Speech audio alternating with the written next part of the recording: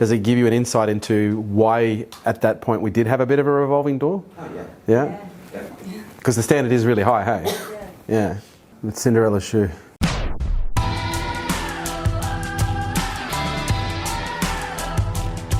Hey Lana, I got baby photo for you. Do you actually? Yep. Little alien. Oh, and it is an alien. Little angel. Oh, shit. We'll get you, bro. All right, snuggle up. Right angle. Snuggle up, nice and close. I'm going to show you. Yeah, looking forward to connecting, mate. Oh, it was freaking awesome. But I also want to make sure that we drip market, not flood. Because if we flood and we're putting so much in people's feeds, they're going to be whoa, whoa, whoa. But if we just like drip it out, this is strategy. This is 2.0, podcast strategy 2.0. Okay. Now what we need to do is we need to get me on all the top podcasts. I'd be happy to fly to the US next year in the first quarter for 2 weeks just to do the rounds. Because the cool thing about it's going to be a lot easier for us to build relationships. Because if I get on their podcasts, it's a lot easier for me to blow them away. Because one of the things that I've noticed, if they come into Unstoppable and they don't know who I am, I'm just interviewing them. They don't leave necessarily blown away. But if they can interview me, I can fucking knock their socks off, and then it's going to open up more doors. Yeah. Do you know a little mistake we probably made, just in hindsight, is that parenting video that's going viral right now? There's no call to action. I'm like, it's a 400, like it's almost at 500,000. Like that's the whole goal. Okay, let me just make this clear. The whole fucking goal of cutting up the rants from the Unstoppable podcast is to drive traffic to the fucking podcast. Yeah. And there's the only call to action there is at the very end. It says, you don't even know unless you watch the whole thing that it's a fucking, how do I even, what's Unstoppable? Yeah. What the fuck is Unstoppable? Yeah. Where is Unstoppable? He's interviewing someone. What is this, like an interview thing that's Kerwin's going to do? But I'm sitting there going, oh, what is this? Oh, I don't know. Oh, well, look, there's a cat video. Yeah. Versus Unstoppable with Kerwin Ray on iTunes, on Spotify. You could have excerpt, like down the bottom, excerpt from Unstoppable available on iTunes. I just think the lesson from this is we've got to be we've got to have that, it's that direct response marketing mindset. It's that thinking, okay, what's the outcome here? What do we want them to do after they've watched that video? We need to send them somewhere. Yeah. K2s don't need to know it's coming. As long as we market them 7 days out, even 2 days out, Even a few days already. Yeah. Why wouldn't you give us more notice? You're saying in 2 days, why wouldn't you give us more? We don't have that. Because we don't have that. Just depending on what happens in the schedule, my schedule is a bit stupid. Yeah. But one of the things we also find as well is short notice sometimes increases the show rate. Okay. It's people have to plan as well. It's I know it's counterintuitive, but with what we've seen, short notice, like 2-3 days notice, we normally get a pretty good response from that versus like 2 weeks, for example. Because you book something 2 weeks out or a week out, and then you get there and it's like, oh yeah, I forgot that. Whereas it's 2 days time, oh fantastic, and it's still top of mind. Yeah. Cool. Let's go! Woo! Smells funky. Is it parmesan fries? All right, let's get going.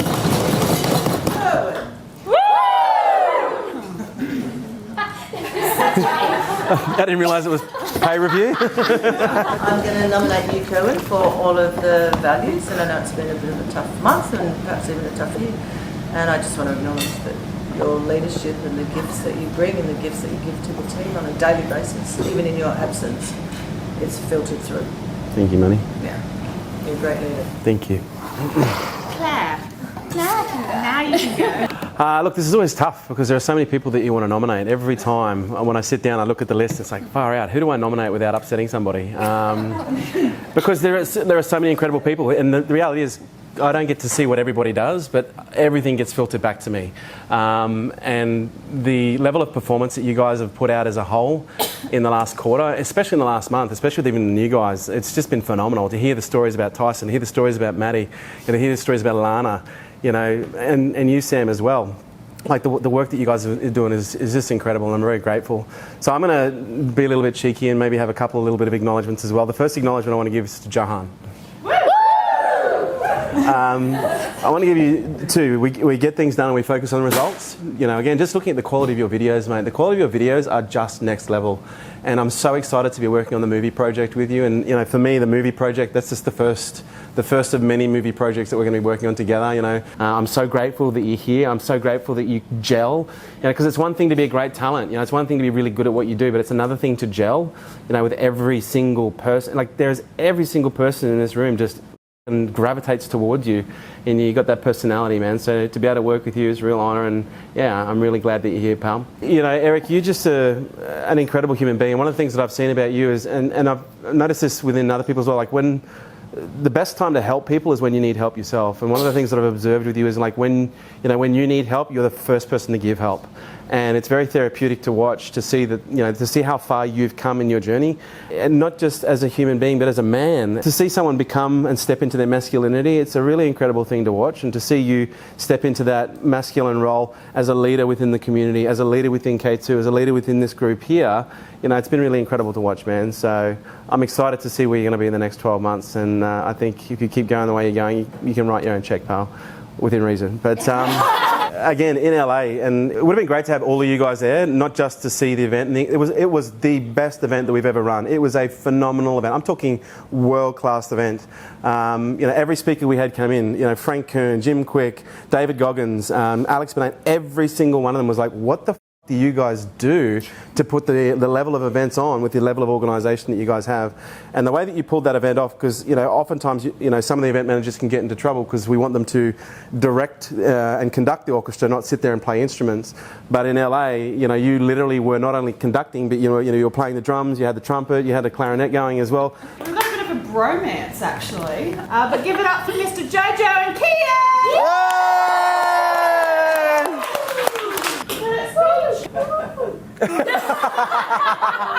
Thanks everyone for all the love. I'm like so glad that I moved here from Canberra, and we really are like one big family.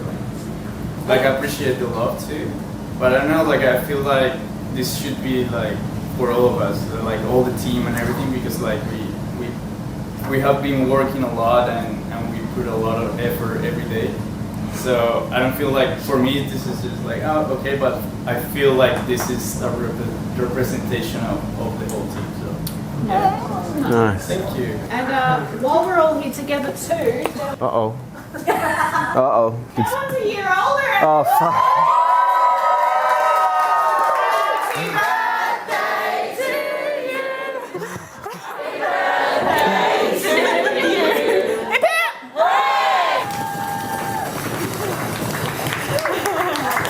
We all missed your presence in the office big time.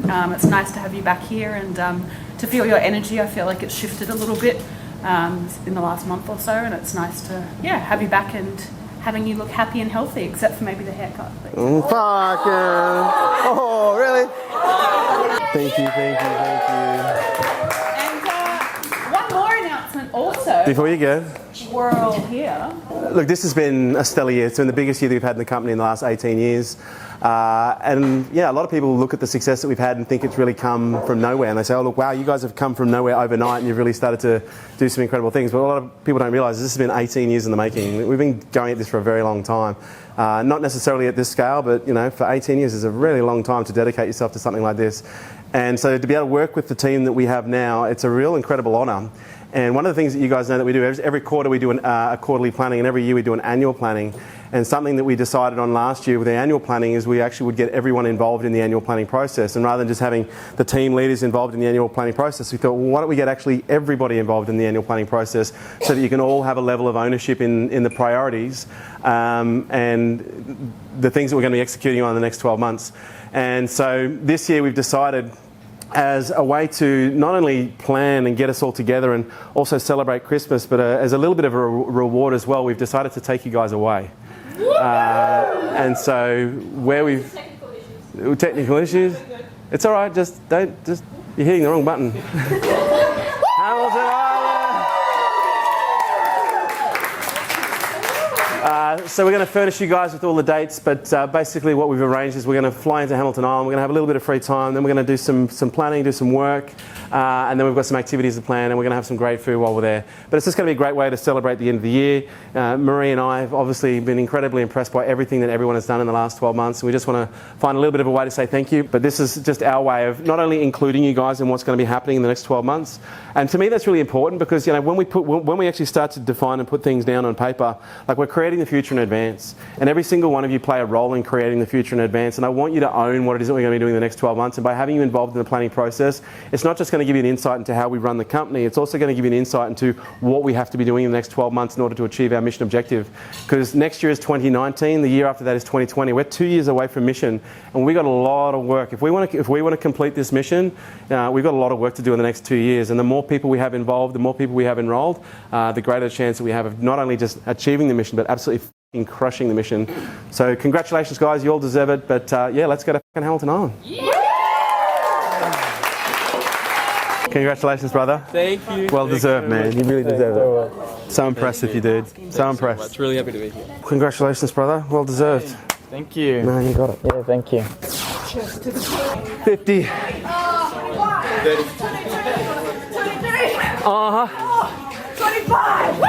Is anyone going out to get coffees? Thank you, darling. It's more the that are, you know, pulling down the figures at the moment because You literally just read my mind because I'm on this whole lifetime customer value. Like, I really want us to, you know, we've had the ROI conversation now, we're getting on the ROI path, but now I really want us to put a massive focus on the lifetime value of the customer. It's going to be a lot cheaper and add a lot more value to the company and be a lot more profitable if we start focusing on how do we retain more people? Like, what do we need to do in order to increase the retention rate? All right, final thoughts, guys. Chris, what's your biggest takeaway from this? I just can't even imagine this place running without you doing it. I think it would be just chaotic, and how important it is to do it.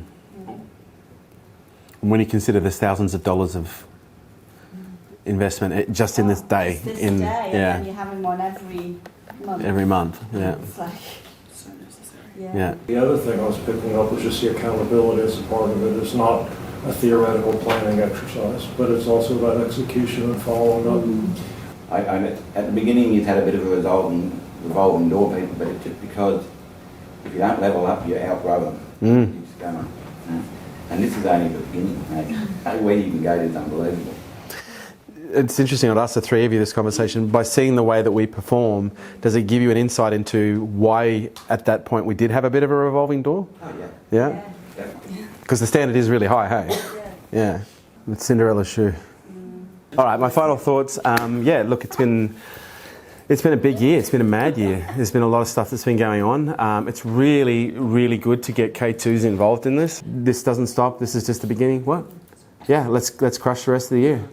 Resources can't be an excuse. Let's just make it happen. Big day. Nice work.